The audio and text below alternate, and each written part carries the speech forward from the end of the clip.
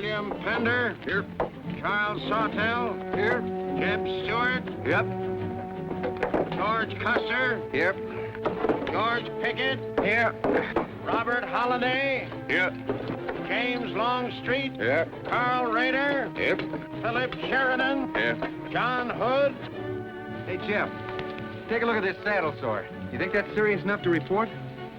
I don't know, George, but I'm certainly going to report mine. You boys can have the cavalry. Me, I'm going to apply for the infantry. Tired of playing housemaid to a temperamental mare. That's the first good news your horse has ever heard. Go on, Gertrude, kiss him for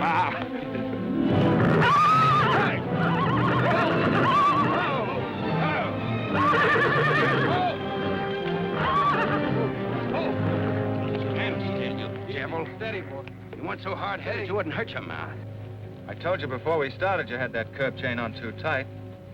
It's not the first time you've cut his tongue. You ever try putting a curb on your tongue? No, nobody else ever tried it. I suppose it takes one of you Southerners to handle a horse. Well, at least we know how to harness them. You know how to harness Negroes down south, too, I hear. With a strap across their back. Come on. When are you going to take a punch at him? Too close to graduation. Besides, if I've waited 4 years, I guess I can wait another week. The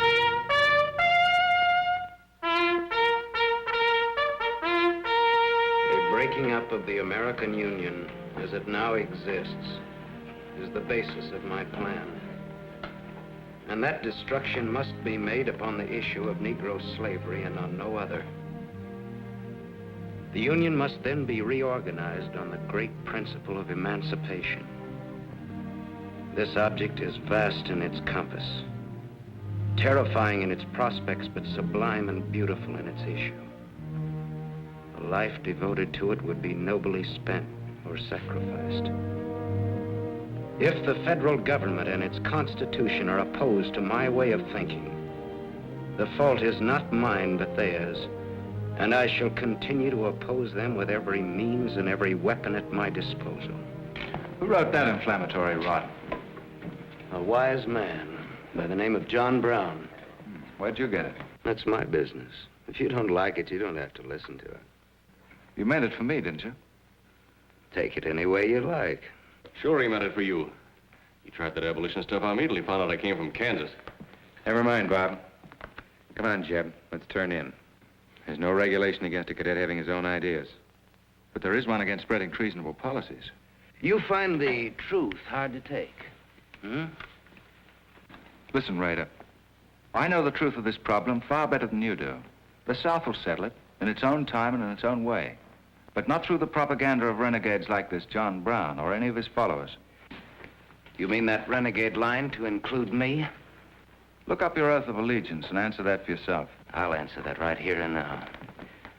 I've taken a lot from you Southern snobs. For 50 years now, you've been watering your precious family trees with the sweat of Negro slaves, piling up wealth and snobbery until now you think you own the government and the army. And anybody who disagrees with you is a lying renegade, a rabble-rousing traitor. Well, you get this from me, Stuart. And all you other Mason-Dixon plutocrats. The time is coming when the rest of us are going to wipe you and your kind off the face of the earth.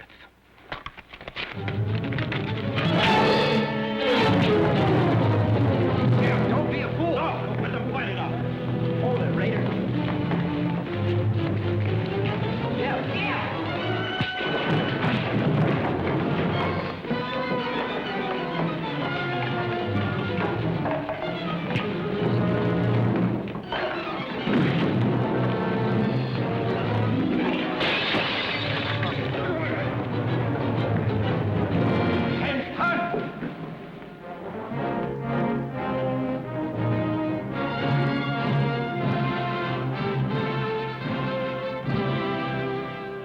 I've been aware that a disturbing force has been active among the regiment of cadets. The exact nature of this subversive campaign and the persons responsible for it have not been fully known to us until this moment. Stuart, by every rule of the academy, you should be discharged from the service. And your associates are no less guilty for their part in this outrageous affair. Colonel Lee, any blame in this matter is entirely upon me. my sole responsibility, sir. That's not quite true, sir. It was my fault. We're all equally responsible, sir. That's right, sir. That's right, sir. If I believed that you were guilty alone, Stuart, I should have sent for you alone.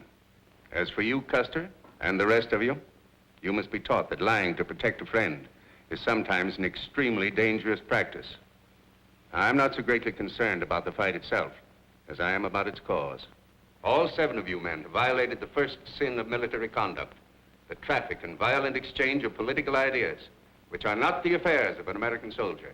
You must be punished, and punished severely. I shall request of the War Department upon your graduation next week that all of you be assigned to the most dangerous branch of the United States Army. The 2nd United States Cavalry, now stationed at Fort Leavenworth in the Kansas Territory.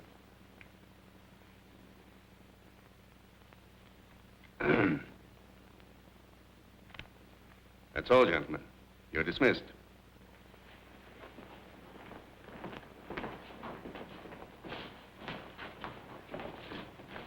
Now send for Cadet Rader.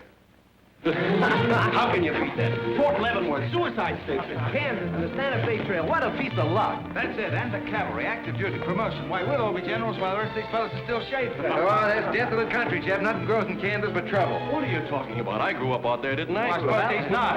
Oh! Yeah, wait till I get you boys out there. Man alive, that's my stamping ground. Well, hey! Come on. These pamphlets were found in your quarters. Dozens of them. Together with a letter written by a member of the abolitionist party, instructing you to distribute them among those cadets who appeared to be sympathetic to their cause. How long has this undercover activity of yours been going on? Long enough. Very clever idea of your fellow conspirators to plant an agent in our midst. Your dishonorable discharge will be drawn up at once, and you'll be given until sundown to remove yourself and your personal belongings from the limits of West Point. Good.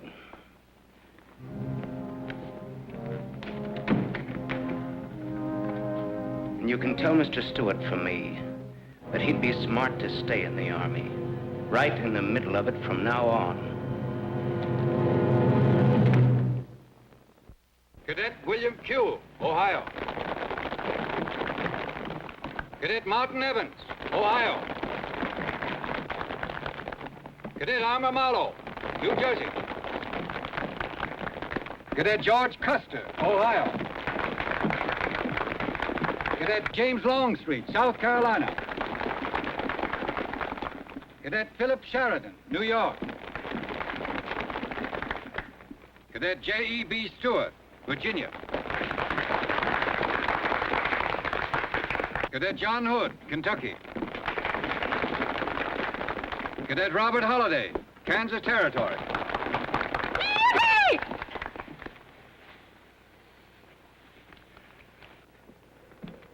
Cadet Jason Wood, Virginia. Cadet George Pickett, Virginia. My sister Kit. Thought 2 years in Boston would make a lady out of you. So did I. It just popped out. Cadet William Keel, Ohio. Cadet Robert Davis, New Jersey.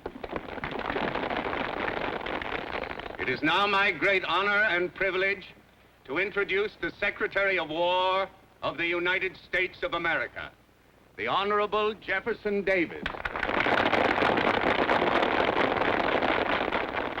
Officers and gentlemen of the class of 1854, their welcome guests and their very proud families, I'll not keep you separated very long, as I myself once sat in your place and endured an interminable address by a very tiresome general. But as a Secretary of War of this nation, I have a serious obligation towards each new officer of the Army before he enters into active service. And that obligation is to make clear and definite his responsibility to his government. We are a new nation among the powers of the world. Just 80 years ago, we were fighting desperately for our freedom, and we're still fighting to keep it. We are not yet a wealthy nation, except in spirit, and that unity of spirit is our greatest strength. You men have but one duty, one alone, America. With your unswerving loyalty and the grace of God, our nation shall have no fears for the future, and your lives will have been spent in the noblest of all causes, the defense of the rights of man.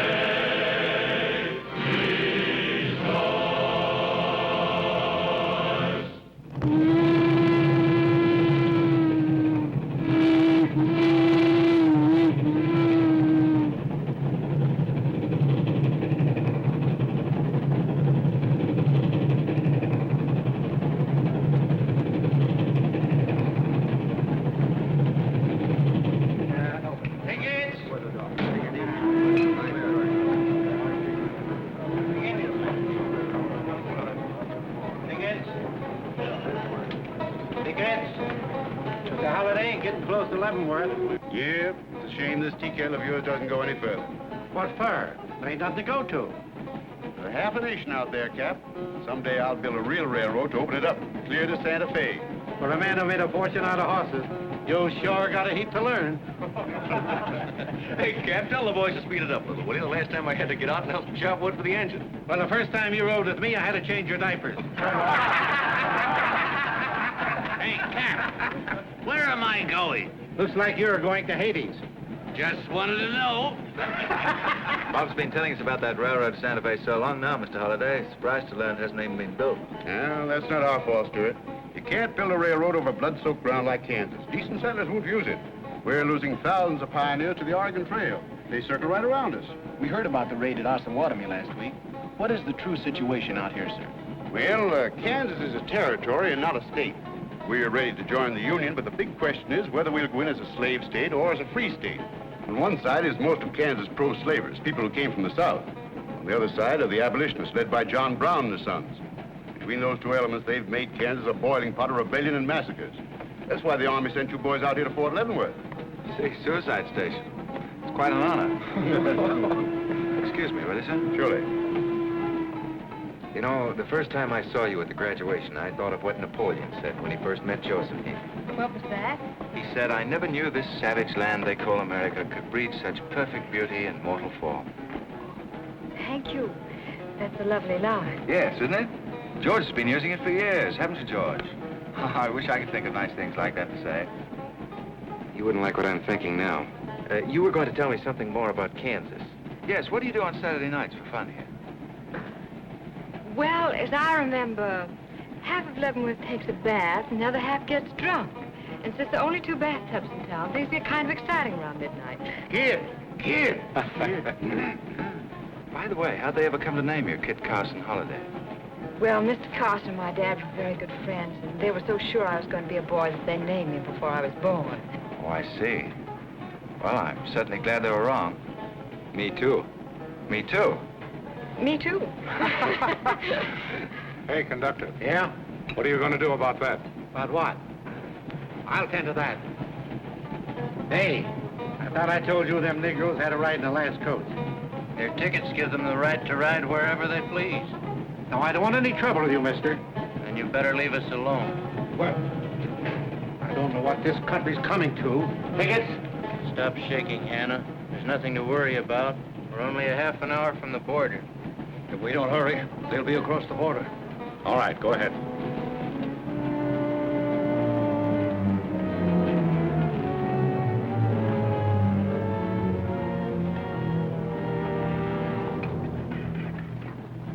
Where are you taking the Negroes? What business is that of yours? We're asking the questions. Are they free or bond? Here are the papers. You can see for yourself. Yeah, that might mean something if we didn't know who you are. But don't don't you make a move. We're taking you and them off of this train while they're still in Missouri. Now, come on, get up, all of you.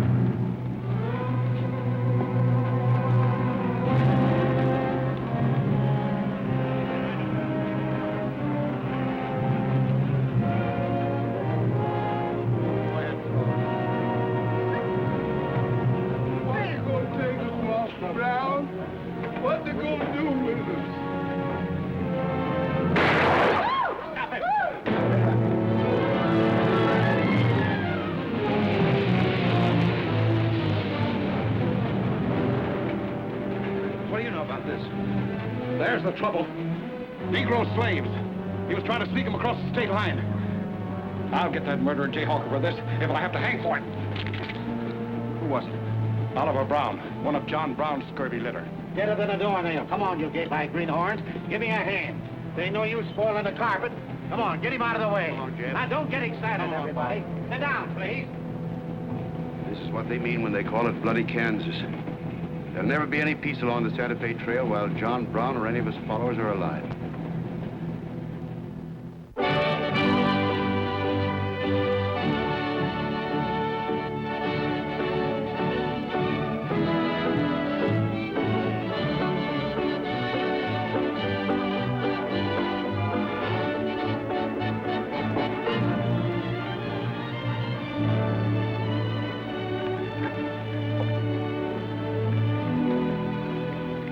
This is the present terminal. I propose to come down here to Wichita, then along here across the Arkansas River, along the Cimarron River over here to Las Vegas, then on into Santa Fe.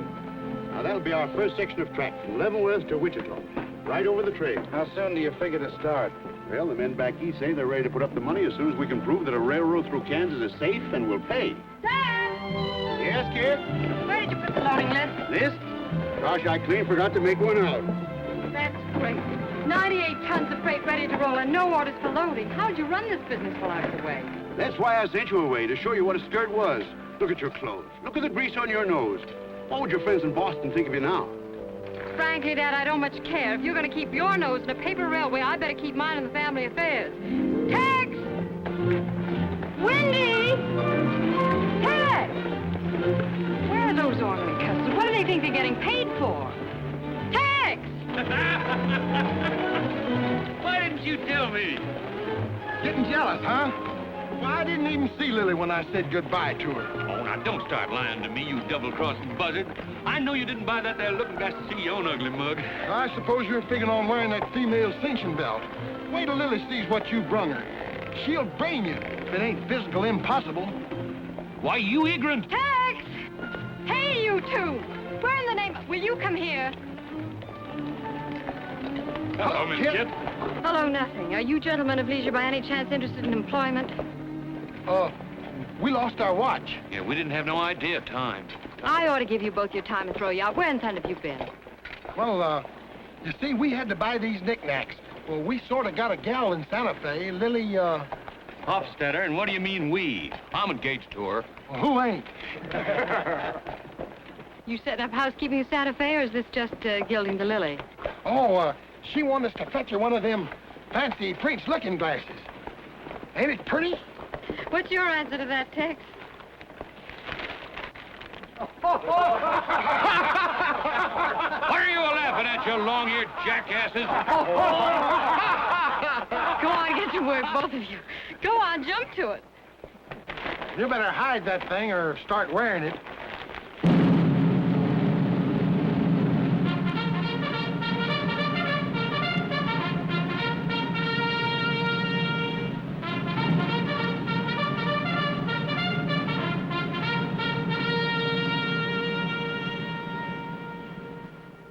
I'm going to put you new officers straight from the start.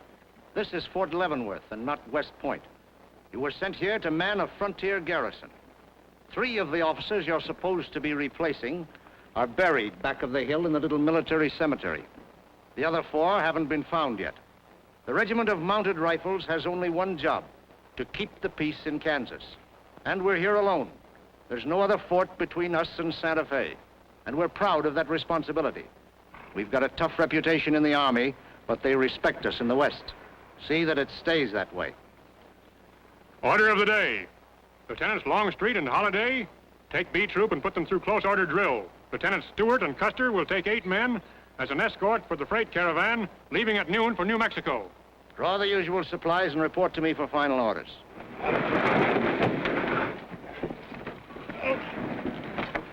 Say, will you keep all those cases of Bibles near the tailboard? They're only going a short haul. We sure will. Let's go.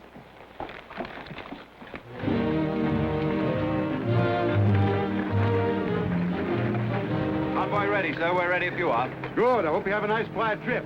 On any other kind, I'll lose money. Oh, we'll try and save you that. We'll see you in 6 weeks, sir. With luck. Just keep your eyes open, boys, and move fast.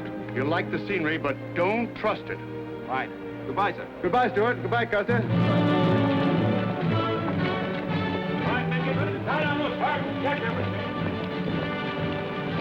Corporal, detail 2 men to cover each wagon. Yes, sir. Phil, move all these barrels up there for the next load.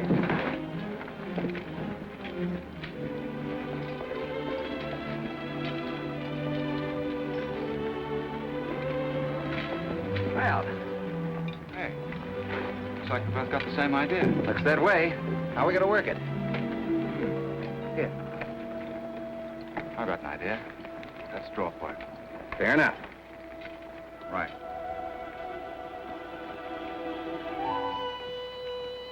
I got the long one. Hey, wait a minute. Where I come from, long man loses. Tough luck, old man. Here, hold my horse. 1 handsaw, 1 speeder, 7 and 8 is 15, 12 and 14 is... Why, Joe, there's something missing. Must be me. Hello. Hello, what are you doing here? Oh, playing nursemaid for those wagons. Should be the other way around. Oh, the convoy. That's a silly idea, Dad. He thinks that man John Brown's behind every bush. Well, it's not that I mind so much. It's being away from you for 6 weeks, just when we're getting started. Started? When? Look, I've only got a few minutes left, so I've got to be fast.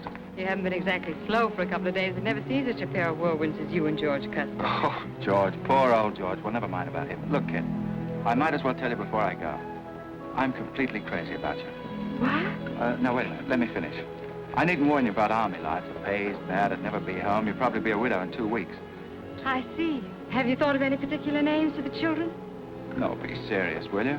This might be the most precious moment in our lives. I hope not in these clothes. Haven't you got any heart at all?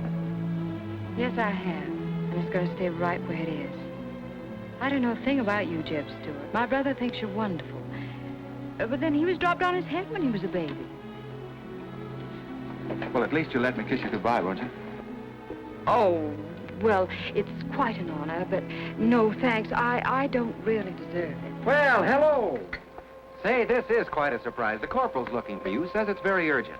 I'll bet. Kit, we'll take this up later, right where we left off. Now, George, don't be long-winded. Listen, Kit, we're due to leave in a minute now. There's something I've got to tell you. I'm head over heels in love with you. George, you sound just like an echo. Oh, Kit, pardon the interruption, George, old man. Kit, there's something I forgot to ask you. Have I got any real competition? How do you think any girl would answer a question like that? Well, she'd tell me the truth. Then you'd both be crazy. Get going, you bullwhackers. Through desert heat and dust, your throats will soon be choking. Your head's about to bust. The water when you're thirsty. And all you get to eat is aromatic antelope and sun-baked buffalo meat. We may not even live to get our pay. But even if we don't get paid, there ain't no job we trade for hauling freight from state to state along the Santa Fe. Hauling freight from state to state along the Santa Fe. There's trouble riding with us all the way. You think over what I said, Kit? Every word. Take care of yourself, George. Don't worry about that. Goodbye, darling.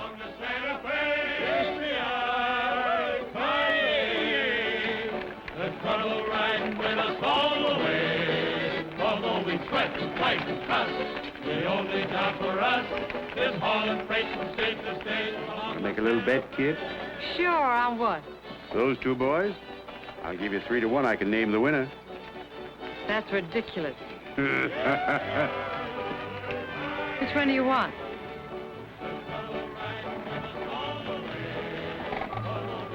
I'll take that bet. Good.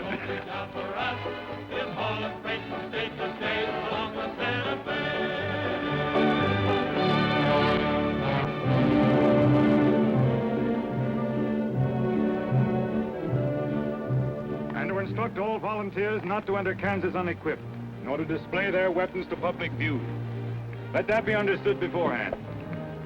Warn them also... Not so fast, Father. Warn them also that our plans must be known to ourselves alone. That they join me in the clear knowledge that all traitors to the cause must die, wherever caught and proven to be guilty. Tell them that we stand by one another while a drop of blood remains, that under no threats or pressure do we make confessions.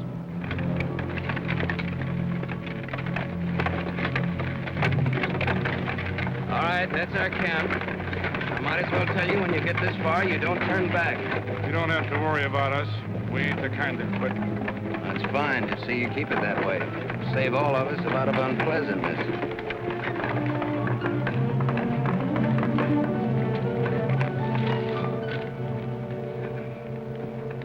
You've been delayed. Was there trouble, Rader? No, sir. We had to detour when we got to the border. I picked these new men up from Palmyra. Volunteer, sir. They're the credentials. From Illinois. You've come a long way, and we'll go the rest of it. We came here to fight slavers. The sooner the better. That's good. We'll put you to work at once. Kit Spinner, look after these gentlemen. Fine. This way, boys. Let's go over there. We've received the news we've been waiting for. We break camp, Rader. Yes, sir. Let's start tearing down these tents now.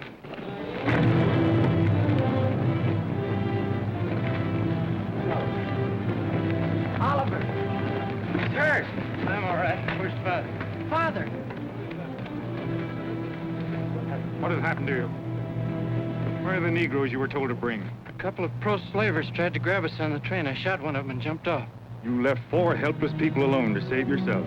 I had to do it, Father. It was me or them. You cowardly fool.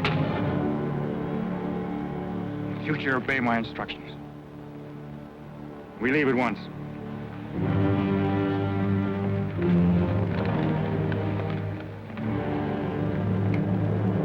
All of you, down upon your knees. As once you sent the ravens to save Elijah, so now you have delivered into my hands the precious means of continuing thy holy work. The Lord our God is a great God, a mighty and a terrible, who regardeth not persons nor taketh reward. The Lord is a man of war. Thy right hand shall become glorious through power. Thy right hand, O God, shall dash in pieces the enemy.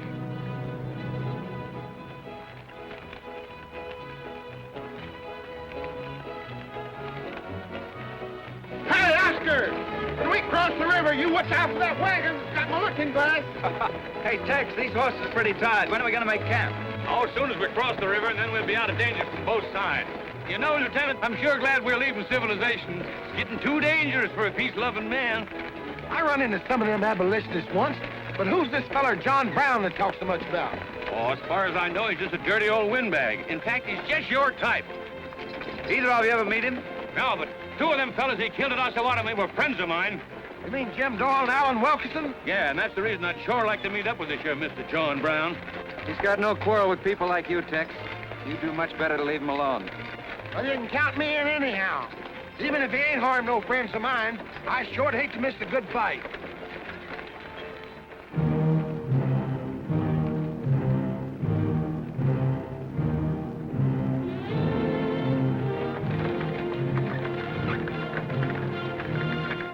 This is wrong, Father. We've never attacked a wagon train before. We aren't common highwaymen. You say we have a righteous cause, but this will bring the law down on us like a storm. We recognize no law but the law of God. You will do as I command.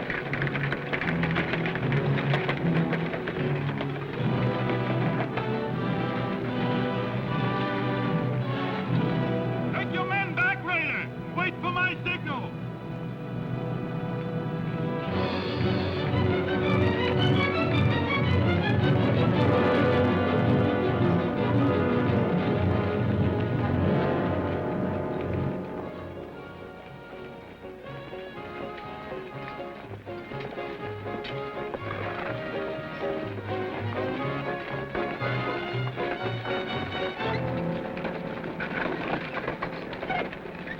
Howdy, strangers. Good morning. Are these Holliday's wagons? That's right, sir. My name is Smith, Jonathan Smith of Newton. Oh, well, what can we do for you? I believe you are carrying some freight consigned to me. Oh, it might be. Have you got something to show for it? I have this receipt from the shipper. Come a long way with an empty wagon, haven't you, Mr. Smith? Newton's about 100 miles from here. My home is in Newton, sir, but my place of business is much closer to the trail. Oh, I see. I thought your horses looked pretty fresh. 8 cases of Bibles. That's right. Come on, Windward, we'll unpack these Bibles for the parson. Jason, bring up your wagon.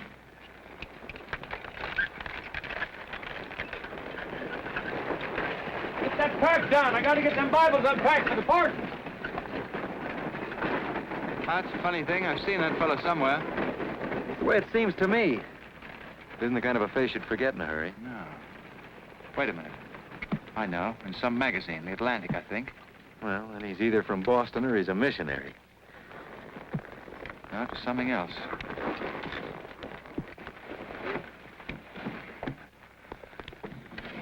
Been a lot of bad trouble over across the river lately, Mr. Smith. That murdering skunk John Brown's on the loose again. Better keep your eye peeled for him. Thank you. We shall. This stuff sure is heavy for Bibles. How would you know? You ain't never even saw one.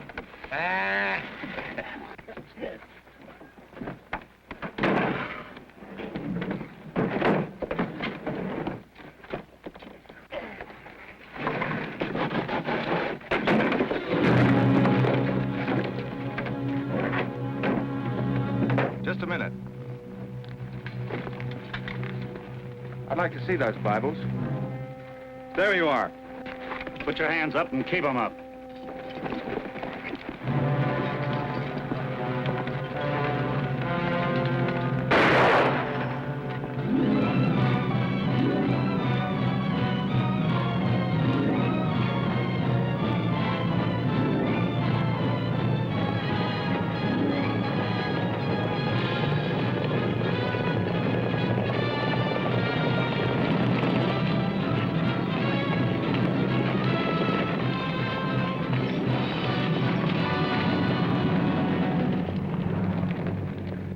You to make no move towards your gun.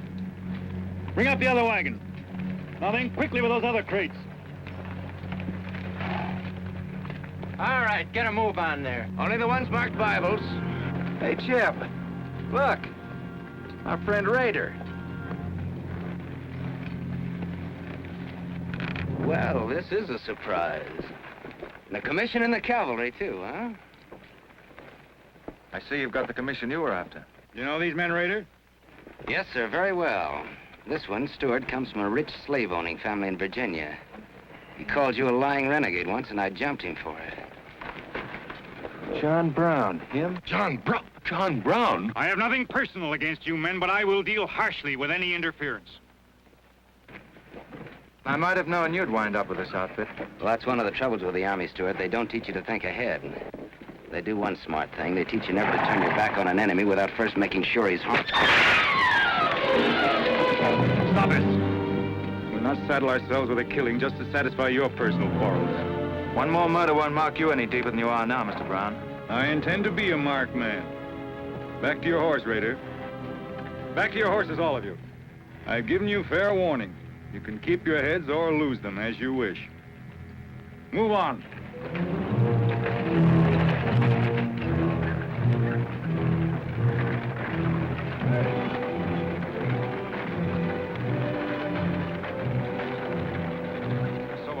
Cases, George. What? Contraband, rifles and ammunition. Gosh, then we've been delivering Bibles with triggers on them. Let's take a chance. Everybody, take cover and open fire. Dismount! Take cover!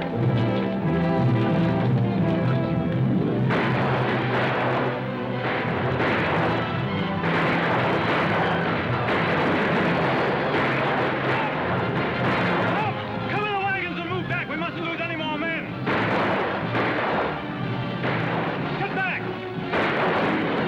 They're getting away. No, they're not. We're going after them. Hey, wait a minute. They outnumber us 3 to 1. Well, if it makes you nervous, don't count them. Come on. Everybody mount and follow me. Everybody mount. Come on, Shavetail. Here's where I'll get you a medal. Forward!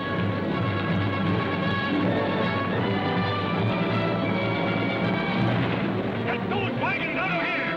Come on! Quickly!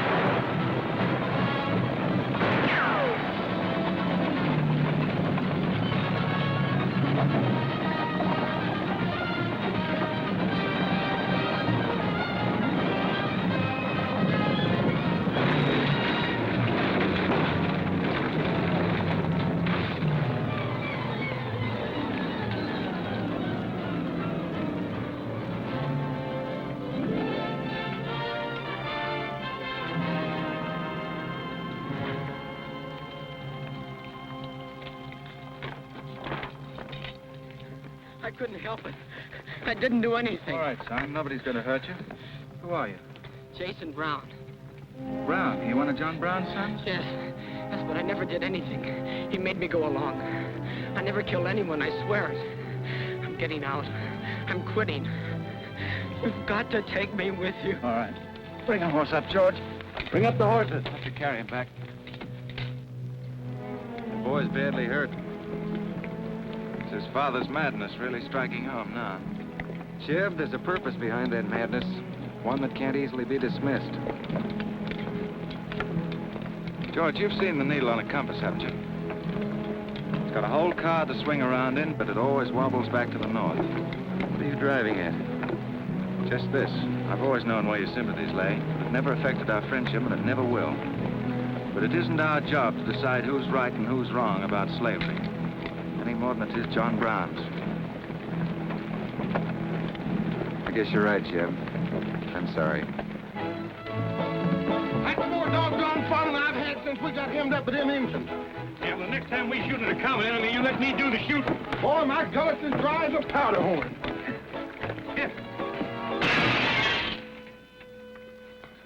Get up! You busted Lily's looking glass. When she looks at herself in that, she'll think she's 100 years old. Or more. Of course we're aware that firearms are contraband in Kansas. Do you think we'd have accepted those boxes as freight if we'd known what they actually contained? Well, I'm just asking, that's all. Doesn't it seem strange to you that Dr. J. Boyce Russell, the most prominent religious leader in America, should be sending rifles marked as Bibles to John Brown? How can I control the marking of crates? We once received 3 tons of gunpowder marked birdseed. Well, then you'll have to examine every crate you haul. What? For all we know, this contraband may have been slipping through for months. Jason, listen, son. You've got nothing to be afraid of if you'll be honest with us. Now, I want you to answer my question truthfully. Did your father ever mention this shipment of rifles when he discussed his plans? Not to me. He never confided in me. Just Fred and Oliver. Fred and Oliver? My brothers. Where are their headquarters? I don't know where they went. They have a dozen places. I don't know. All right, kid. Don't worry about it.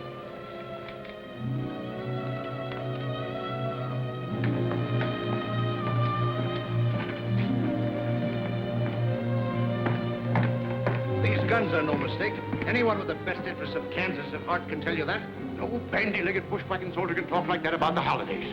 We've got as much interest in Kansas as the United States government, and a darn sight more investment. We were here before the Army came, and by Godfrey, we'll be here when you're gone. If you think you can... Sir. Well, Stuart, what did you find? Very little, sir. The boy's either too badly hurt or too frightened to talk. We leave immediately. Have them sound assembly. Yes, sir. What was that you called me? A gall-darn bandy-legged bushwhacker. Now go on. He says he talks with God at night. But God doesn't tell people to kill one another, does he, miss? He's a good man in a lot of ways. But he's changed since Osawatomie. Those people he killed. They got down on their knees and begged him for their lives. And he struck them with a sword. Him and Rader and Kitzmiller. I was there. I saw it done. I tried to stop them, but they pushed me aside. Yes, that's how it was. We're starting at once. I'll take the first troop west to Tecumseh. Stuart, you and Custer will take the first platoon of B Troop and search thoroughly from Clinton to Dutch Henry's Crossing. Is that clear? Yes, sir. These are your orders. Find John Brown and bring him back here, alive if possible. His force is well armed now and strong in numbers. We also suspect that new volunteers are drifting in from the east to join him. Be on the lookout for them as well. Retire to your respective troops.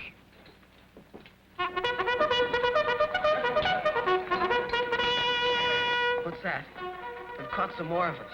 No one's been caught, Jason. Not even you. You've committed no crime to be afraid of. I'm sick of being afraid. I'm sick of hiding like a hunted thing. I want to walk free like other people. You will, Jason. You're safe now. No, I'm not. Not as long as he keeps killing and thinking that he's right.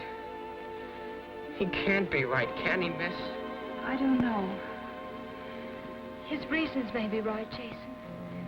They may even be great and good reasons. But what your father is doing is wrong. Terribly wrong.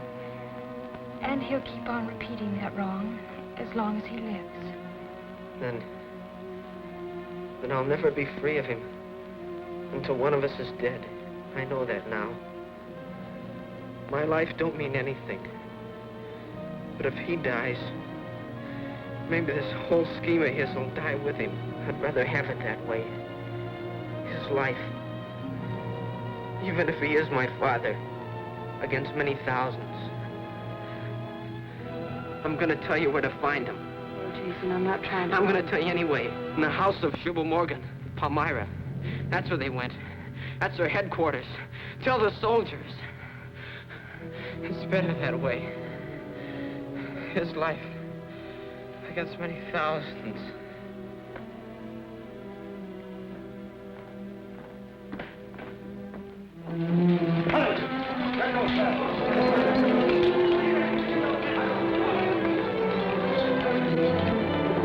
Jeb.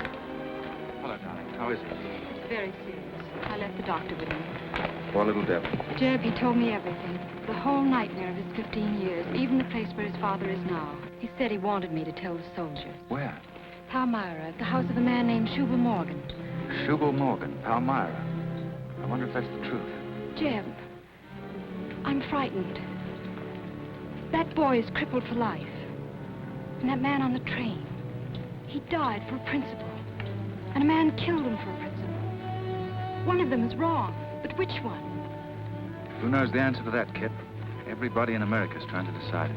Yes, by words in the East and by guns in the West. But one day the words will turn into guns. Oh, Jeb, can't it be stopped now? Can't the slaves be freed before it's too late? It will be stopped when we hang John Brown. Then the South can settle our own problem without loss of pride at being forced into it by a bunch of fanatics. Oh, Jeb, what has pride got to do with human lives? Kit, the two things kind of come together down south. Can't pry them apart, not even with guns. I hope that's going to be the same way with us.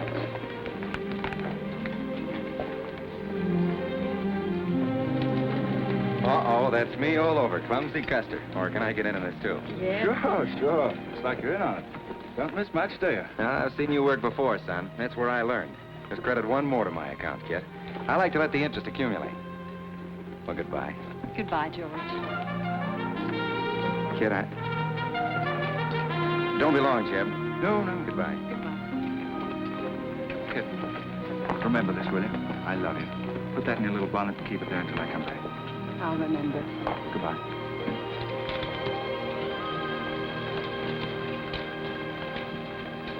Hi, Lieutenant. Hello, boys. Hello, Lieutenant Jeb. Say, I want you to keep an eye on Kit for me while we're gone, will you? Heck no, we're going to hunt John Brown with you. What? Yeah, we come to join up. Who do we see? A couple of flat-footed rumputs like you in the Army? Why, you'd get lost. Boys, you better go home and sleep it off. So long.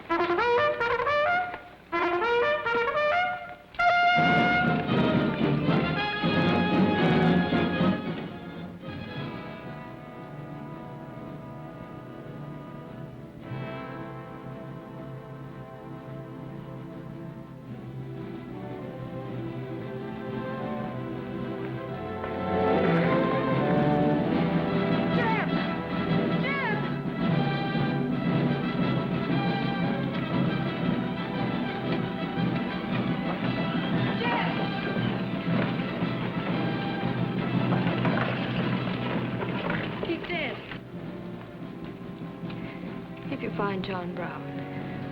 Tell him. We'll try to find him. Goodbye.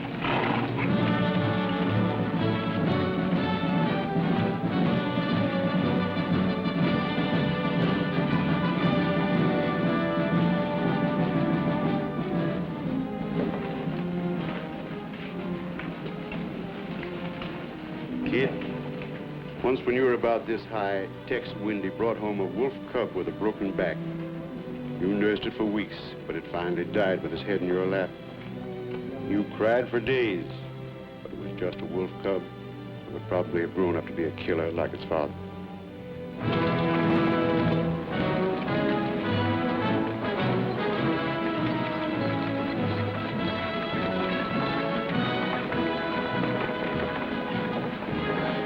What has being flat-footed got to do with riding a horse? Calling me a rumput's what hurt me. I ain't had a drink since noon.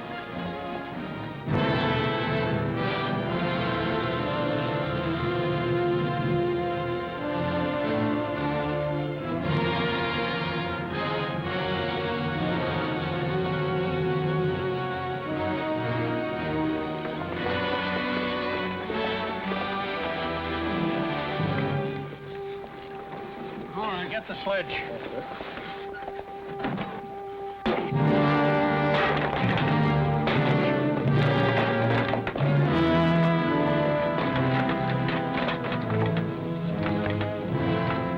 Sure is expensive salt pork, Mr. Morgan. Not the way we get them. Look them over and stack them in the barn. Yes, sir. This looks like the best shipment we've had yet. Wonder what Rader's worked up about. Him and the old man been arguing for an hour. Looks like another job for us if Rader thought of it. West Point education's a wonderful thing. Yeah, if you can collect on it. Yeah. I signed up because you promised to pay me. Trained this rabble gang of yours to a solid, fast-moving unit of fighters. Taught them how to use these new rifles, how to follow orders, and take a town in army fashion. But I haven't received a red cent in 3 months. Now, what about it? Mr. Rader, I enlisted you on the recommendation of friends in the East who said you would work for the cause. You've done your job well. I have no complaint up to now. But our plans are ahead of any personal greed. If you feel otherwise, you are free to get out. But you must decide here and now. I want only loyal men around me.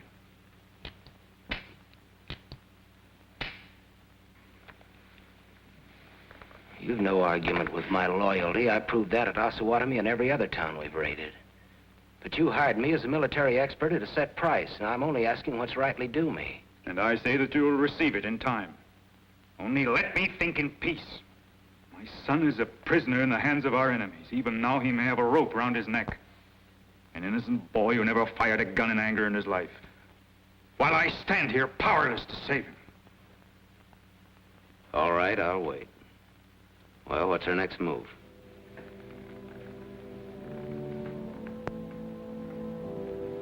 The Bible has said an eye for an eye and a tooth for a tooth. Tomorrow at daybreak, we will destroy Delaware Crossing.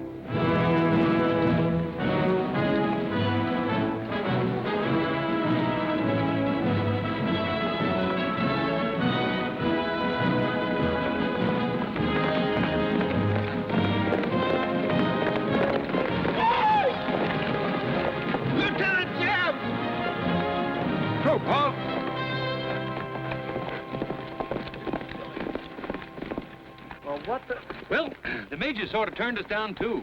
But here we are, Lieutenant Jeb. What do you mean trailing us halfway across Kansas?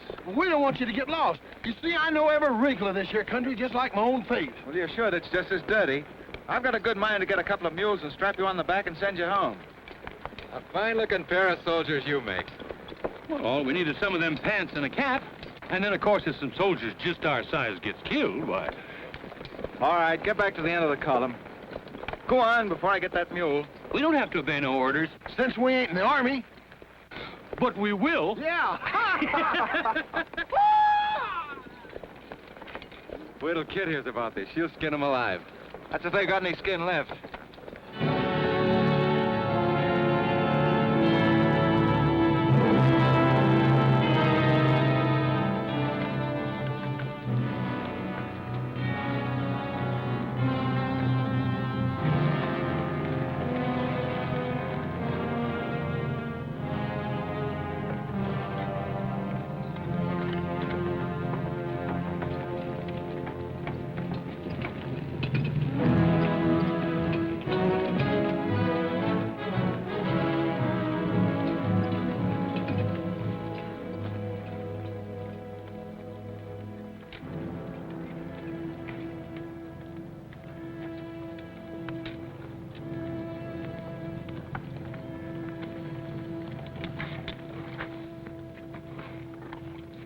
Who did this?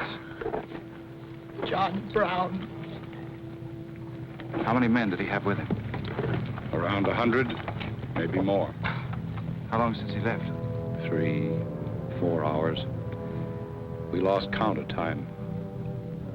Oh, you're the man that had the run-in with one of the Browns on the train. Is this in revenge for that? Yes. We're free staters here. Brown always knew we'd get him someday, if he didn't get us first. Well, I'll leave you some men to help you bury your dead. Let's see you back to Leavenworth. We don't want any help. This is our fight. We don't want you or nobody else to finish it.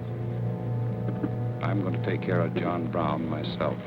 Get on your way, soldier. We got work to do. I know how you men must feel about this. But my orders are to break up all armed forces. Yours, John Brown's, or anyone else's. I'm sorry, but if you organize under arms, I won't be able to draw a line between you. That suits us, if it's got to be.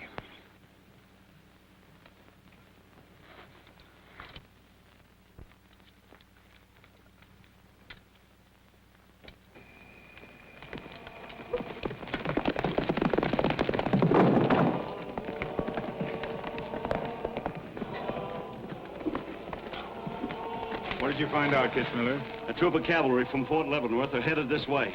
Ignorant fools. Jubal, we're moving camp. Round up all your men. Get the wagons ready to roll. Just food and ammunition. We're traveling light and moving fast. What about the Negroes? We can't take all of them. We're not taking any of them.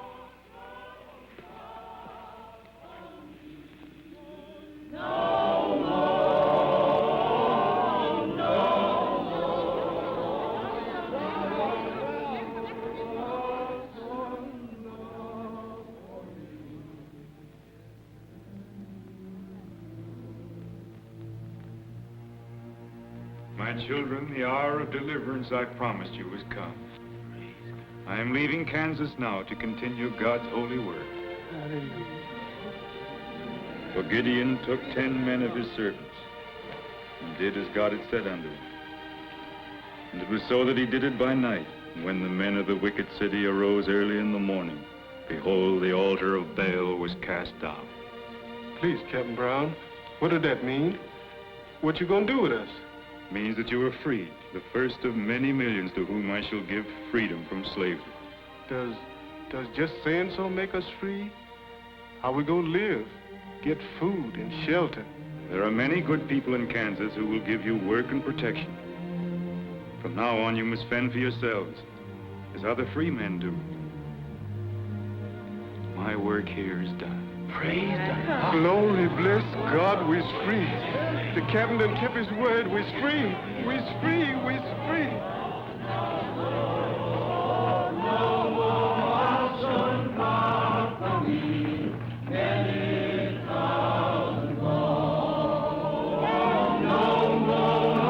You know, if John Brown has 100 men, we'd better send a runner back, bring up the rest of the troop.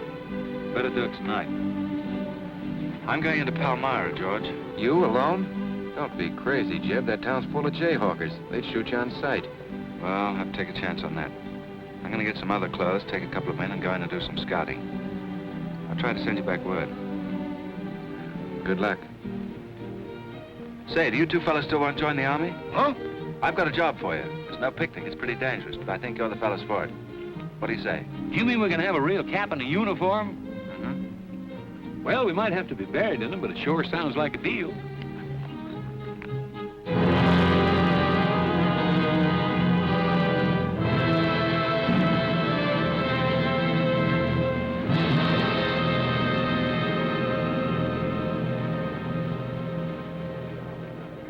The law's got nothing to do with it. We came here to join John Brown because he's a leader and a fighter. The whole thing's going to be settled right here in Kansas. We came here to fight slavers, didn't we? The only way to fight them is with guns. Sure give you a good looking over in this here man's town. Yeah, I feel just like I was taking a bath in a bathtub without no sides on it. The only kind of a tub you ever was in. Say, who could I talk to in this kind of a town without arousing suspicion? The town barber. That's right. Anytime a barber can't talk to a stranger, he's liable to go crazy. Town barber. Hmm? That's it.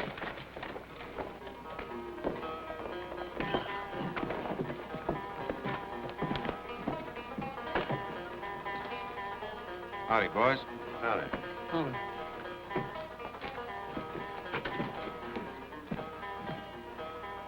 Pretty good-looking horse for this part of the world. Yeah.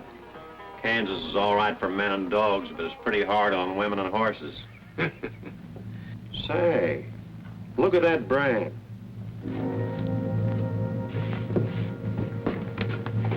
That's an army horse. Maybe just bought him from someone. No, they don't sell them.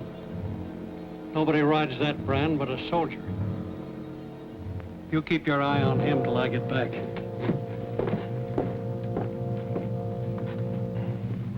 You still got that creepy feeling about this place? I don't know whether it's that or these here chiggers, but something's creeping over me. Why don't you scratch and see if it goes away?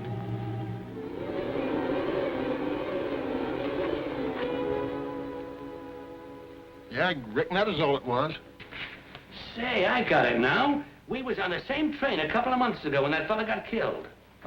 You probably got me mixed up with somebody else. No, sirree. I never forget a face. Although I was a little drunk at the time. Well, they are. Fella you saw probably had two faces. Been in Palmyra long? Oh, just a couple of weeks. This ain't no time for barbers. The fellas that ain't trying to hide their faces for some reason or other are too mean to spend the money. Yes, I've heard you've got some pretty tough customers here. Tough, say. I'm afraid to shave half them. I'm afraid they'll get up and cut my throat. Say, did you ever run across this famous, what's his name, John Brown? Sure, he came in here once. Strange-looking man with a hemp mark on his throat. Hemp mark? What's that? Oh, it's an old barber superstition. A little red line that runs all the way around here. Anybody born with that mark is bound to be hung. That's so. Say, I haven't got one, have I? Not yet. Maybe.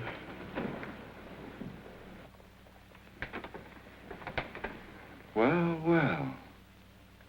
Keep your hand away. Get it.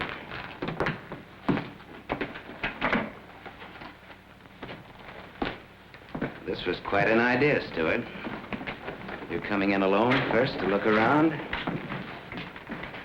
Or is this one of your agents? I ain't never laid eyes on him before. I swear it. I don't know him from Adam. What were you up to? Well, it's your move. You figure it out. My next move is plain enough. Didn't they teach us how to handle spies when we caught them red-handed? Same treatment for renegades, wasn't it? When you catch them. This will make you quite a hero, Stuart. The class of '54 will turn out in a body for your funeral. They may even hang your picture in the West Point Library. There's worse places to hang. Get him out of here, Rader. We're wasting time. Just having a last few words with an old classmate of mine. And I had them coming to me. Come on, get up. We're gonna give you a good look at what you came to see.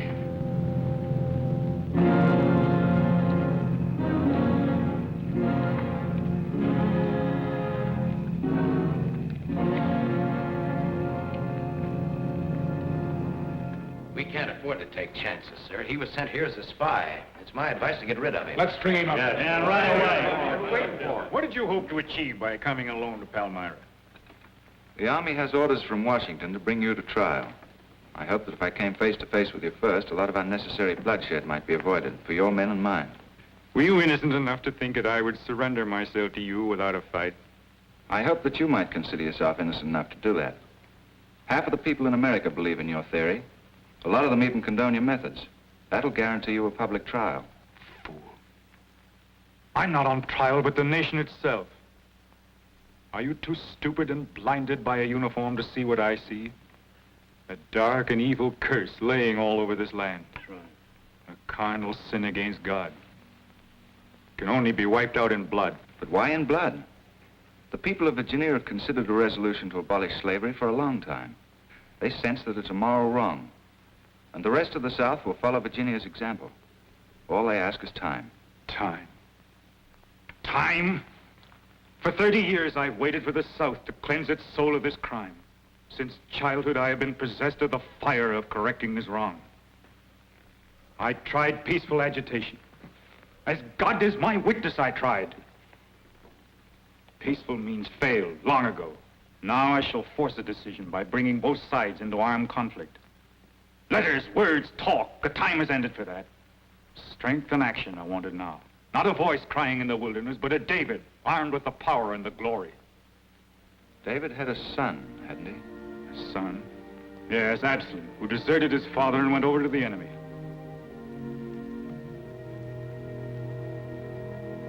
What are you trying to tell me, Stuart? And Absalom died because he feared his father. Jason is dead. So be it. My son has paid for the sins of this world with his life, as once did the Son of God. It shall not be in vain. Whether you kill me or not, the army will crush you all in the end. My advice to you is to find peace with your Maker.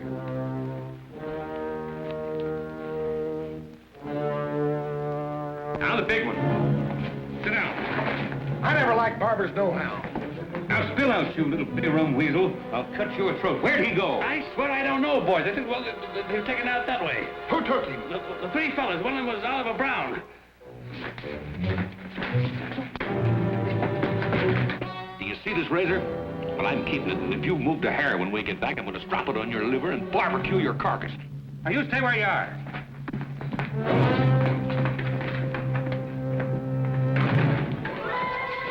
Back east for me.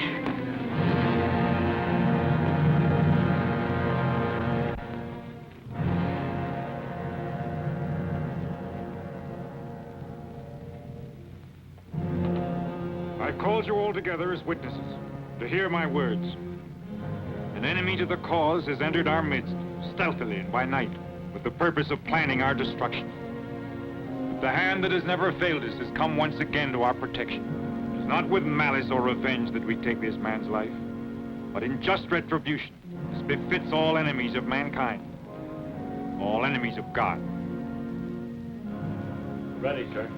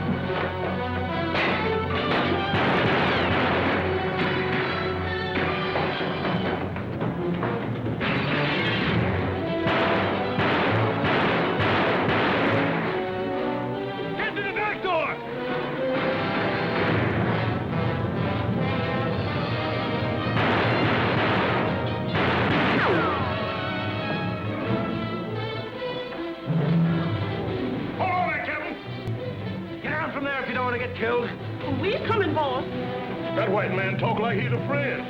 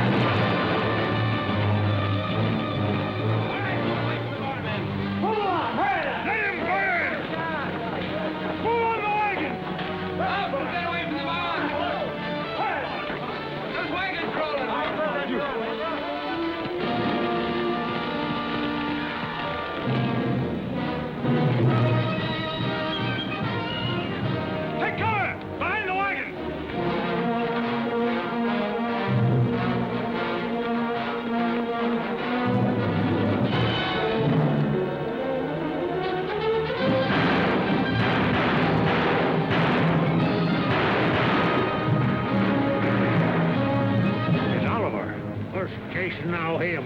You want to fight on, John? As long as breath is in me. Sound the charge!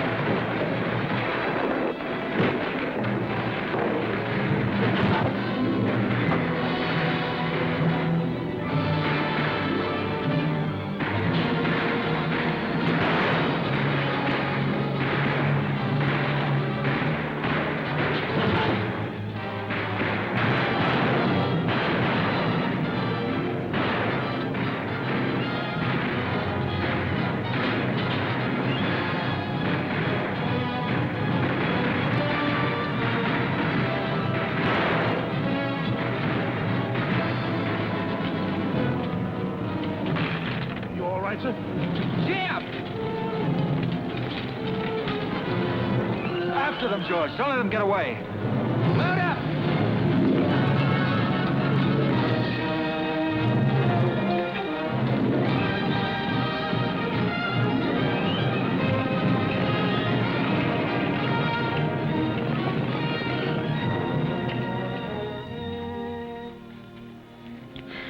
Ouch, that's too tight, Mammy. Don't tell me how to do this, boy. I've been wrapping white folks all my life. When they was babies, I wrapped one end, and when they growed up and took on too much corn liquor, then I wrapped t'other end. Ah, then what made you leave home? Well, old John Brown said he's going to give us freedom. But shuckins, if this here Kansas is freedom, then I ain't got no use for it. No, sir.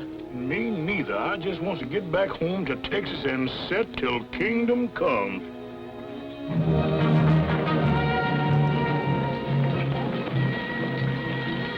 Dismount! Fall out!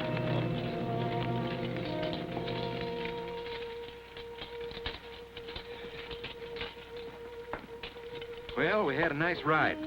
Both ways. Lost him, huh? He and a few others got away in the hills.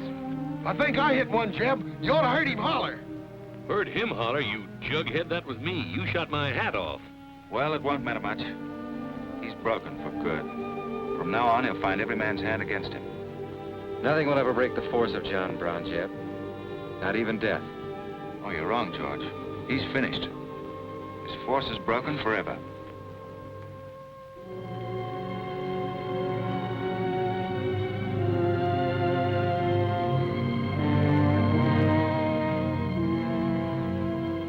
Why hast thou afflicted thy servant, O Lord? Wherefore do I not find favor with thee?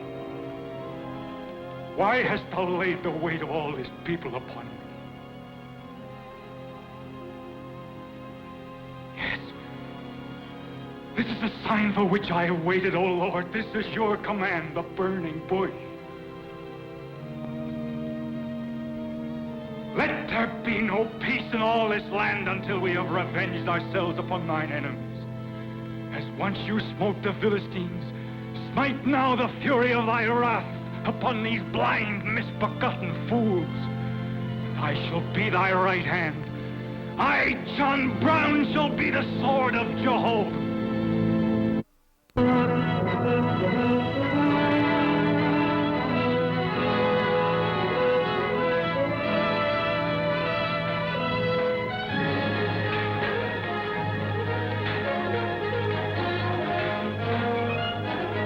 Good look, gentlemen. The beginning of the railroad to Santa Fe. These rails are going to stretch their way right across the old trail, right over Kansas, down into the territory of New Mexico. Someday we can tell our grandchildren that we opened the doors of America to the great Southwest. Won't we, kid? You just build your railroad. I'm not guaranteeing anything. Yep, the end of John Brown was our beginning. Maybe it'll cost a lot more blood and grief, but it's going to be worth it. Dad, can I ring the bell on the first train? Yep, and blow the whistle. That'll be a day you can live for, kid. Won't it?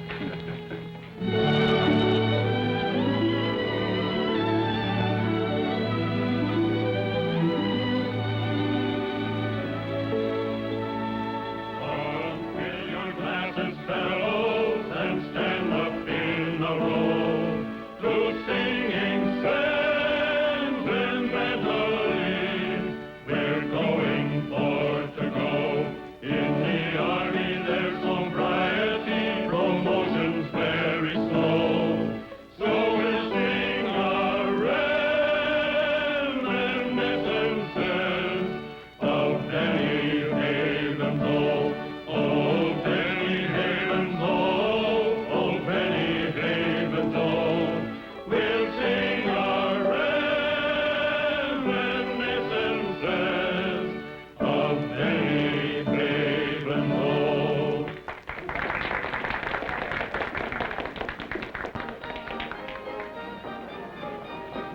Congratulations, boys. Thanks, sir. That was excellent. I didn't recognize the song. Where does it come from? It's an old Army song, a farewell. These young men have all been promoted and are ordered back to Washington. That's splendid. You lucky devils, I had to wait 10 years for my captaincy, and I also followed tradition by proposing to my wife the same night. Wouldn't you like some refreshments? Yes, I would. Splendid idea. Well, I think I'll run down to the stable. Horse threw a shoe this morning. I'll see you later. I'll go with you. Maybe I can find it.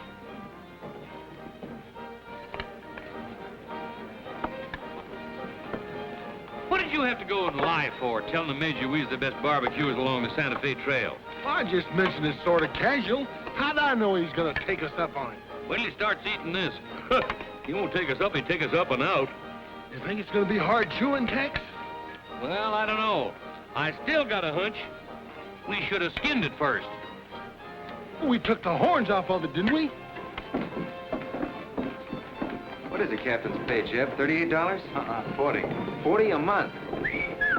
Say, that's enough to get... Go on, get what? Well, you know, this and that. What are you planning to do with your extra pay? Exactly the same thing as you are, son. Want to draw straws? Not this time. This means too much. Well, how are we going to handle it then? Take turns? I don't trust you southern boys in the moonlight. All right. Let's ask her together. Hey! Wait a minute. What is this, you loose? Come on, don't argue. Just come along and listen. There you are. George has got something to ask you, Kit. You have the floor, George. Well, I don't know just how to start, Kit, but there's an old Indian woman who hangs around the fort and tells people's fortunes. She's supposed to be a wonder at it, and, well... Yes, George? Well, she said I'm going to get married soon to a very beautiful girl. Did she, George? That's very nice. Pretty slick opening remark. Kit, were you ever by any chance a blonde? Why, no. Not even as a baby. Are you sure? This old woman's never been wrong before. Absolutely sure. Well, maybe she's still right. There's a whole lot of beautiful blondes in the world, George. Let's ask her. Let's. Wait a minute. Kit, are you in love with him and not with me? I guess I am, George. You gonna marry him? Oh, wait a minute. I can handle this proposal from now, son. Kit, you really mean that? You haven't asked me anything yet. I wonder if I said the wrong thing. Couldn't have been more perfect. Now, where's that Indian?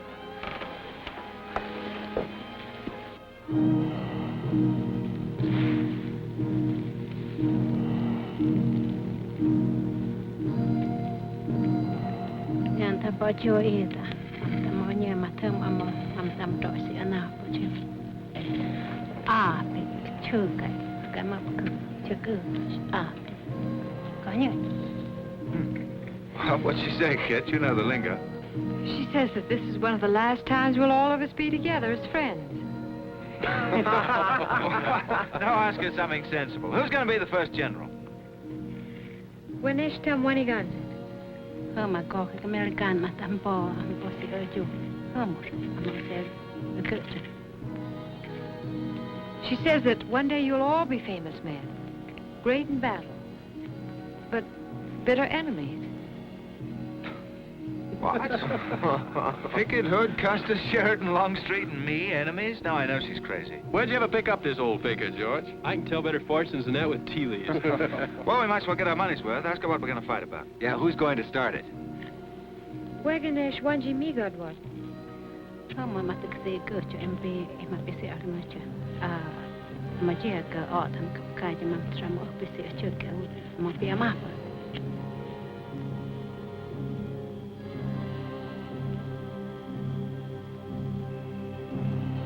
What's this?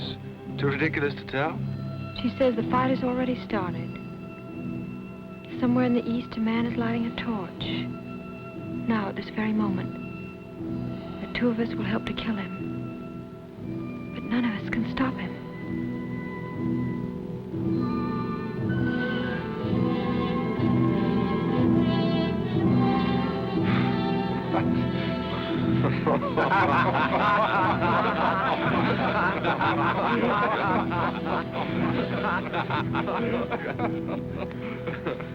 Here's where I would attack first. The arsenal at Harper's Ferry. Give me only 100 good men, Dr. Russell. Well-armed and God-fearing men who believe in the cause. I will lead them through Virginia. Rouse the thousands of discontented slaves who will flock to join us. Then sweep down through the South, through the Carolinas, Georgia, Alabama, Mississippi. Then, with the entire nation in a state of chaos, we can dictate our own terms. Have you considered the Army, Captain Brown? Surely they'll be after you in full force within a few hours after you first attack. Let them come, Dr. Russell. Let them try to stop me. I've studied that country for years. It's full of good hiding places, natural forts where large forces of brave men can defy pursuit indefinitely. Mr. Rader will go ahead of us and scout the town. Yes, sir. With his knowledge of military methods and our great advantage of surprise, we can outwit the Army at every turn. Captain Brown, this plan of yours is mad. Worse than mad. It's high treason. Such a brazen attack would lead to civil war. Exactly. That is exactly what I want. Is it your wish, then, to destroy the Union? My answer to that is yes. To the devil with the Union. We've got to fight sometime. It might as well be now. Gentlemen, I came here to Boston at great personal risk. There's a price in my head of $10,000, so my time is precious. You've given me much help and encouragement up to now. But all that we have done in Kansas and elsewhere will be wasted unless you see it through to the glorious end.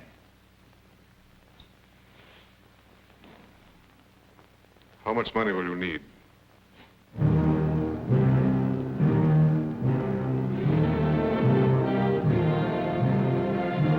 We now possess the guns, ammunition, pipes, a complete store of supplies.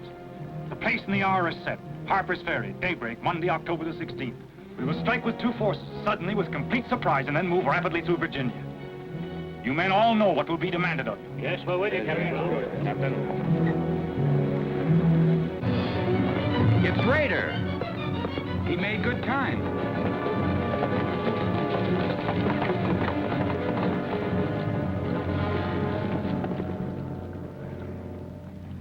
Well, what did you find? Speak up. Is anything wrong at Harper's Ferry? Well, the town itself won't be any trouble. There's a bridge of the Baltimore and Ohio Railroad to be blocked, and we've got to cut that telegraph line to Washington. What about the government arsenal?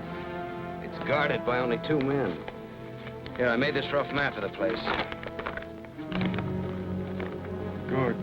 Excellent. This is precisely what I wanted. We must first take some hostages from the town. That'll prevent an attack by the civilians, then we'll move directly on the arsenal. Now, there's something else. What? I want to settle our account. Back in Kansas, you promised to pay me what's due when you got the money. How dare you demand the settlement of a private matter?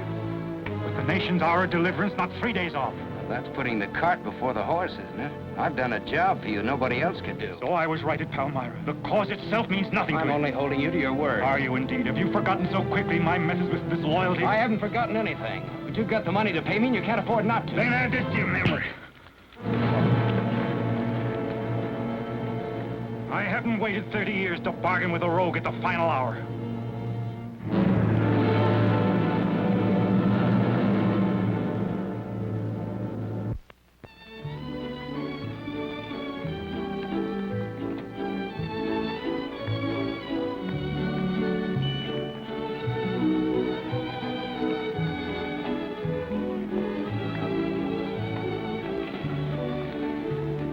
Hiya.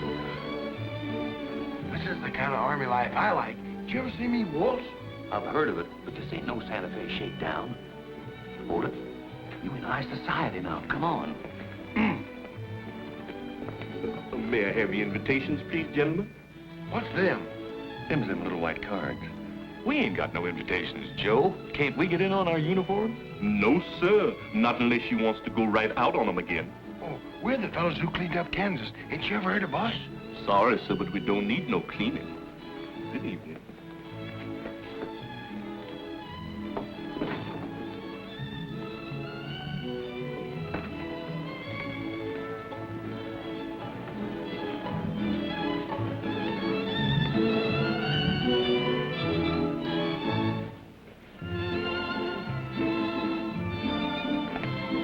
Hello, handsome.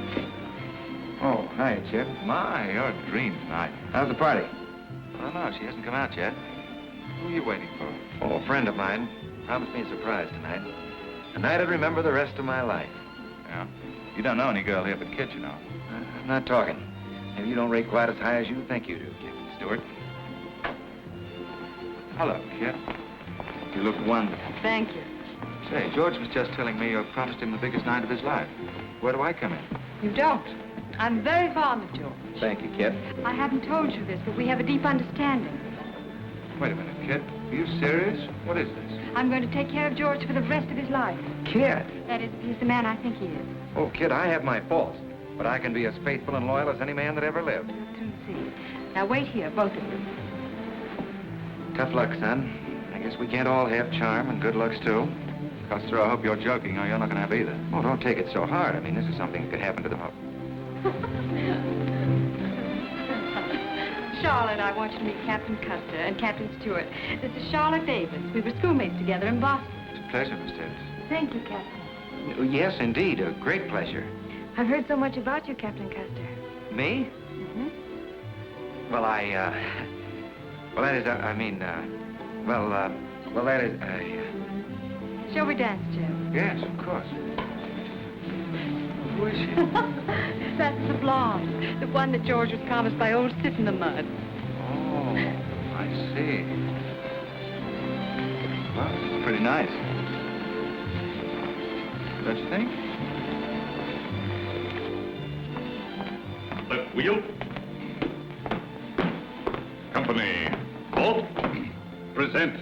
Arms, prepare to scoop.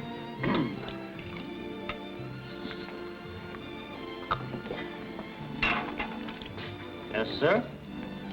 Yes, sir. About face. Company, forward. March. Eyes right. Right wheel. Well, there I was, right out in the middle of Kansas, facing 500 crazy fanatics, heavily armed. And me with only 15 soldiers. Heavens, Captain, how terrifying. What did you do? I sized up the situation at a glance, dismounted, and walked straight toward him. Not alone. My dear young lady, there comes a time in every soldier's life when he must stand or fall alone. And if you knew the Army, you'd understand that he who hesitates is lost. Simply wonderful, Captain. Oh, it was nothing, really.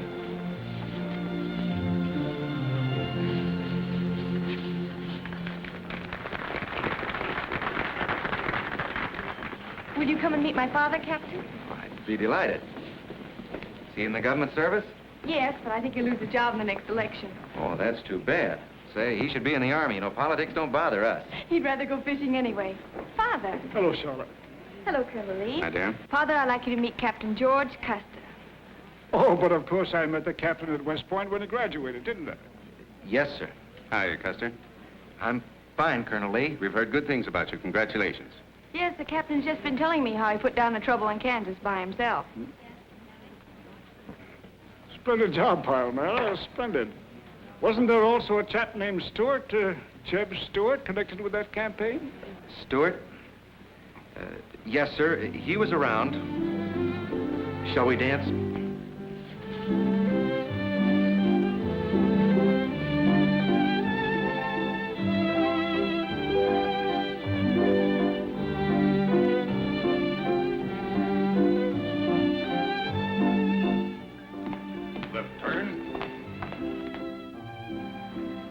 About face. March.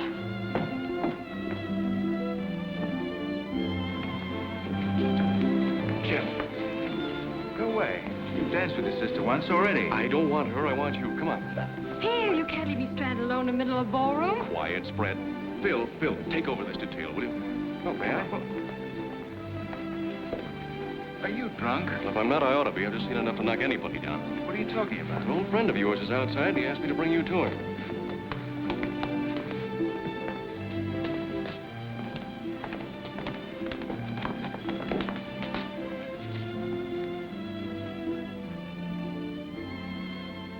It's real. I almost touched it.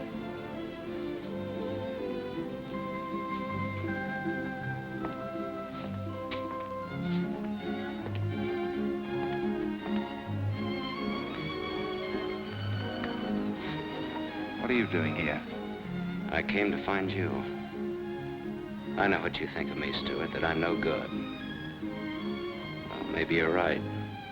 But maybe I've got something to tell you that'll change your opinion. You'll have a hard time doing that. Suppose I told you that I left John Brown 3 hours ago with a well-armed force of men, not very many miles from where we're standing. I'd say you were out of your mind. All set to strike at Harper's Ferry on the Maryland-Virginia line sometime tonight. With reinforcements of over 1,200 men expected before daybreak from Pennsylvania. Brown plans to arouse the slaves. First in Virginia and then throughout the South in open rebellion. The telegraph wires will be cut and he'll block the railroad. And then at daybreak, they rush the arsenal. Take thousands of weapons with the idea of arming the Negroes. Well, that's the situation, gentlemen, move for move. I don't know, you may be able to get there ahead of them, but if you do, you've got to move fast. Tonight. It's fantastic. Our Secret Service has reported John Brown to be out of the country. Well, I ought to know where he is. I've been with him every day and every mile since we left Kansas. Then why have you informed on him? Don't forget, Colonel, I was in the service once. I was young and I made a mistake. I didn't know that then, but I do now. I guess some of the things we learned at West Point stay on inside of us a lot deeper than we realize. Anyway, I couldn't stand by and see my country torn apart by a madman like Brown. I had to come here. This was something a lot bigger than myself. Couldn't have been the size of the reward you'll get for turning him in, could it? I said why I came here, and that's the truth. But I am entitled to any reward. I'm even willing to go back there and rejoin him tonight, just in case he gets suspicious or changes his plans. Now, what more proof do you want than that? I believe him because it's too dangerous not to. How soon can you start, Colonel? We'll be ready to leave in an hour. The officers are all here. Call them at once and proceed with all speed to Harper's Ferry.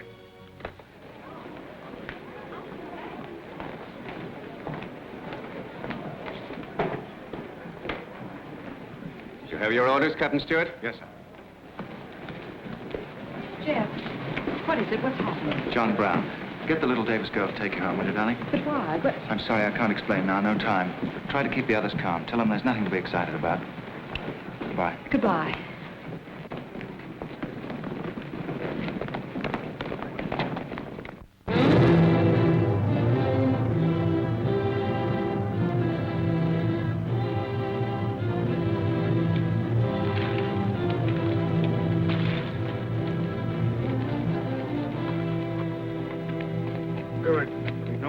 That score. You say no train is due until well after daybreak? No, sir, not until 8 o'clock. I rode within 10 miles of Washington to make sure. What kept you so long? I had to take a side road both ways. Schubel, Townsley, get your men, block the railroad bridge. We meet below the arsenal at daybreak. Kitzmiller, go to the town with 20 men and get the hostages. You know the ones? Yes, sir. Rest of you men, follow me.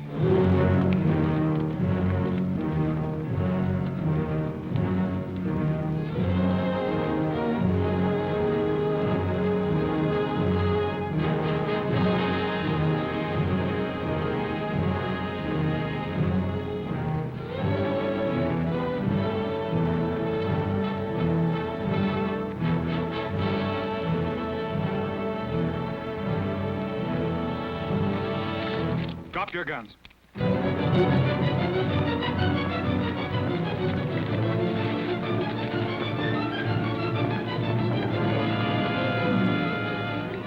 Captain, we got enough guns here to arm 1,000 men. Plenty of powder and bullets. Stack those guns and ammunition near the door, ready to haul. Hurry up, boys. Get them out there. The men from Pennsylvania will be here within the hour. This isn't an arsenal. It's a fortress. We could stand off the whole army here. What about the prisoners, Captain? What is the meaning of this outrage? Why have you broken into our homes and dragged us here? Who are you? I am John Brown of Kansas. John Brown. You are prisoners of the provisional government of the United States. The citizens of Harper's Ferry attempt any interference. I shall use you as I see fit. Otherwise, you will be peacefully released when we depart. We must adhere to our schedule to the precise minute. We will leave here at 10 o'clock. By nightfall, we should be 35 miles into Virginia. What about the men from Pennsylvania, sir? If they're late in arriving, we cannot wait. Wouldn't that be taking a long chance? No word of us can leak out until tomorrow, maybe even 2 or 3 days, and then we'd be 1,500 men. I don't see that there's any reason to hurry. That sounds sensible. I disagree. I'm anxious to get out of here, and time is our most valuable weapon. You're in command, sir. But that's been the fatal mistake to many an expedition. My advice is to wait.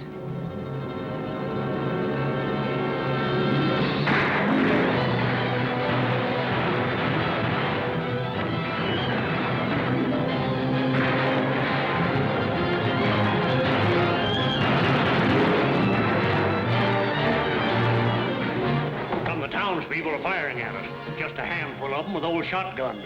We can clean them out in 5 minutes. Idiots. Why do they fight us? Can't they understand?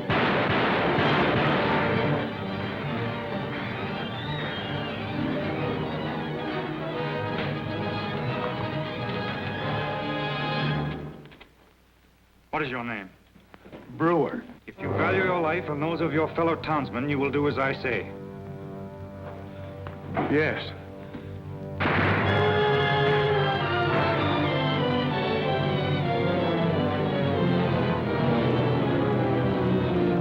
Stop firing!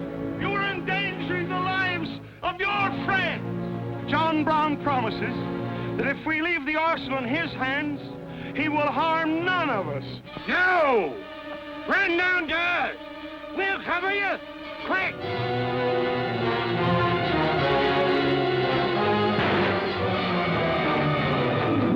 Stupid cattle. Can't they understand we're here in a righteous cause? Their interests are also ours, the good of the whole nation. We'll leave a lesson at Harper's Ferry for the rest of the South to profit by. Wipe out those fools at the foot of the hill.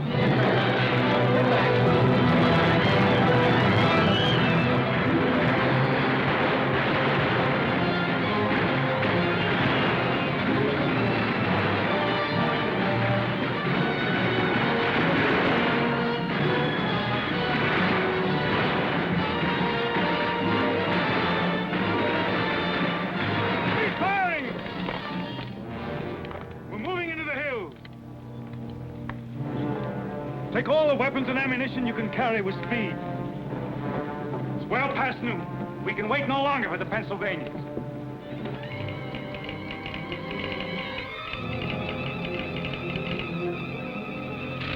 18 citizens of Harper's Ferry killed, 33 wounded by John Brown's invaders in open rebellion. It's from the 2nd Force at Frederick, Maryland. The road to Harper's Ferry is blocked, unable to get through. The Jefferson Guards and the Winchesters under Lee's command passed through Upperville an hour ago. They will be the first to arrive at the ferry.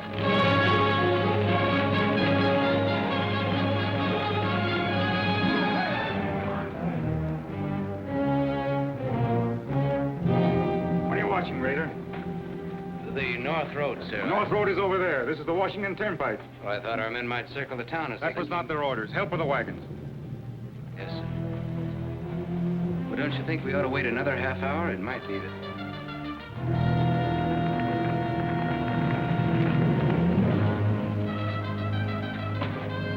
Everybody inside! Bolt the doors! And the loopholes!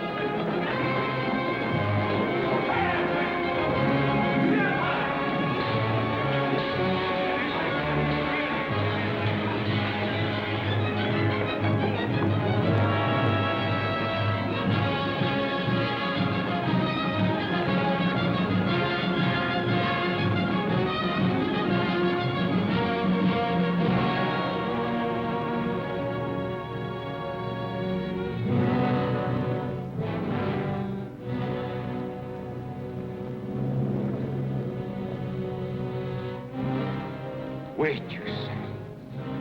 There's no cause to hurry. Wait. Yes, sure I did. I thought we had time. Stuart, Yes, sir? I want you to take this under a white flag to John Brown. Right, sir.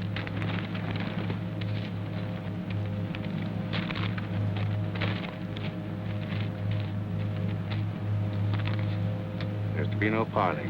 Yes or no. If it's a refusal, wave your hat to us. Right, sir. Hang on to this, will you?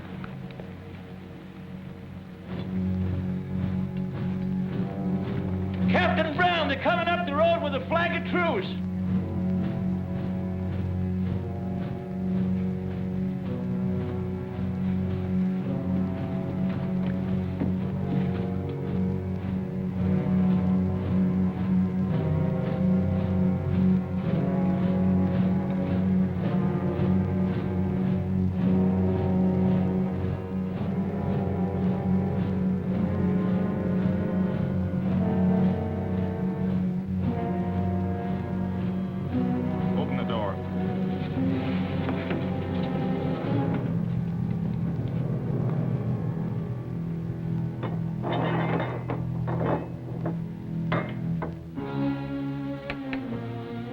John Brown of Kansas.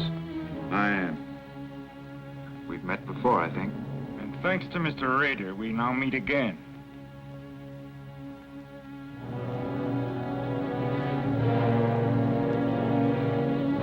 This is Colonel Lee's formal demand for your surrender. Once more, sir, you overrate your strength in supposing that I can be taken against my will. That's your final answer? It is. We prefer to die here. Here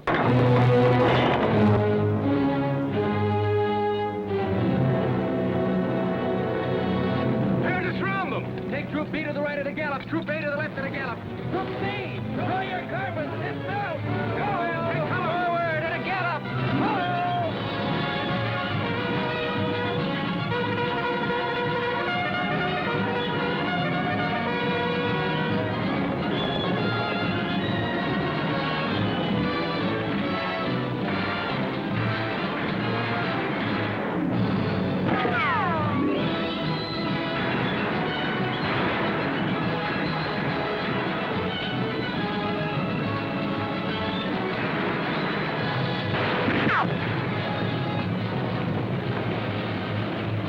Bring the right flank into position.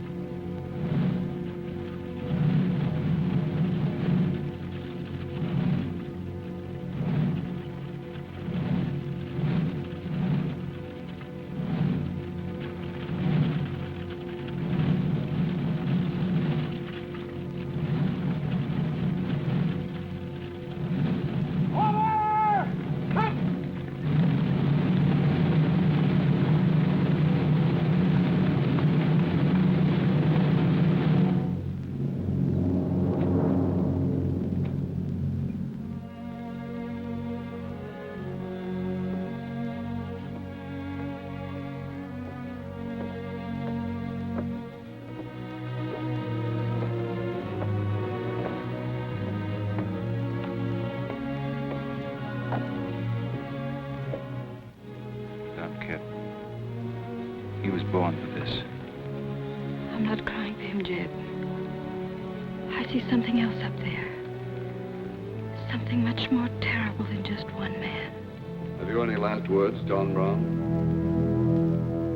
I am only walking as God foreordained I should walk.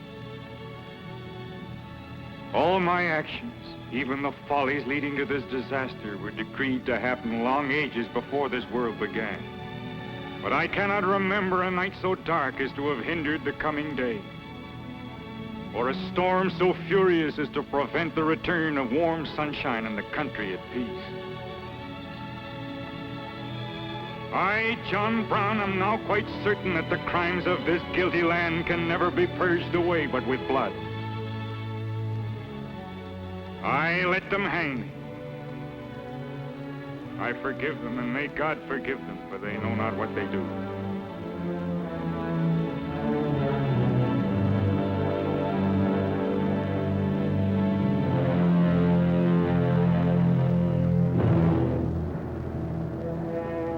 So perish all such enemies of the Union, all such foes of the human race.